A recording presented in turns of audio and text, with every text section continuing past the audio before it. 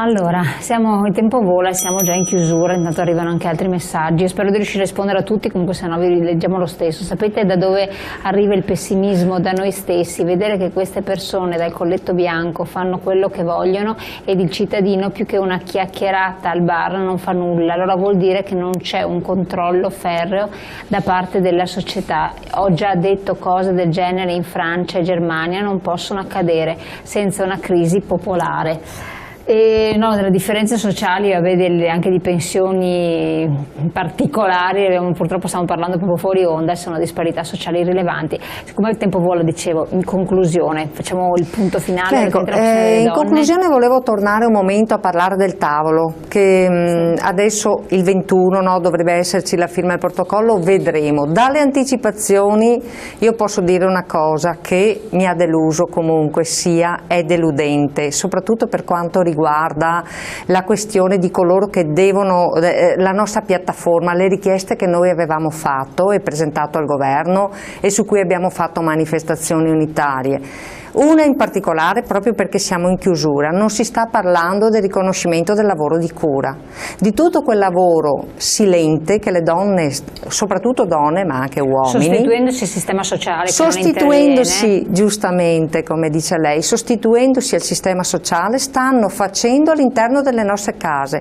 e non sono minimamente riconosciute, case al cui interno si trovano persone disabili, non autosufficienti al 100%, non hanno attualmente nessun riconoscimento. Ecco, questa è una delle cose delle quali a questo tavolo non si è parlato e davvero la questione per noi rimane in piedi.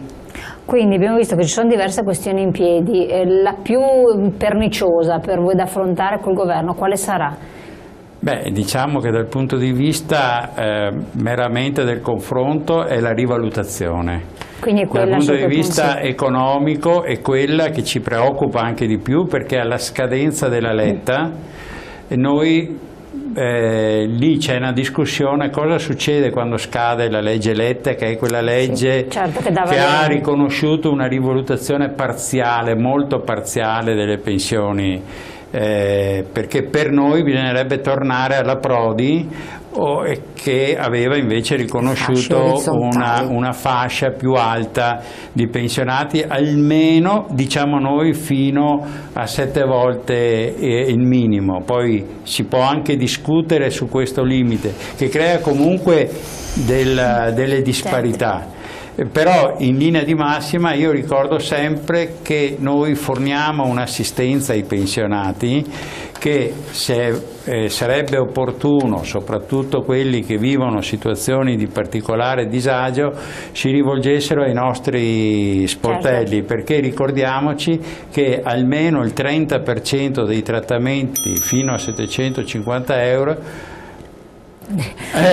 Allora glielo possiamo dare il messaggio, Daniele lo stava dando e mi associo anch'io. Cari ascoltatori, cari telespettatori e cari telespettatrici, venite nelle nostre sedi perché la vostra pensione bassa magari potrebbe aver diritto a degli incrementi dei quali voi non siete a conoscenza, vero Daniele? Comunque la trattativa, qualche risultato noi lo porteremo a casa, siamo convinti di questo. Ovviamente se non dovesse essere qualche risultato sarà depressivo, ma noi continueremo a lottare. Questa è una garanzia, benissimo.